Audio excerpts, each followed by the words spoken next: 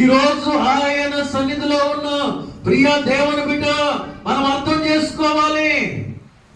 ఒక చిన్న అబద్ధం మనం మాట్లాడుతూ ఉన్నాం, కానీ ఆ అబద్ధం యొక్క ప్రభావము, ఆ అబద్ధం యొక్క పర్యవసానము కేవలము నీ మీద మాత్రమే కాదు, నీ భార్య మీద, నీ పిల్లల మీద, నీ సంతానం మీద ఆ యొక్క ప్రభావము పడుతూ ఉన్నది కనుక జాగ్రత్త.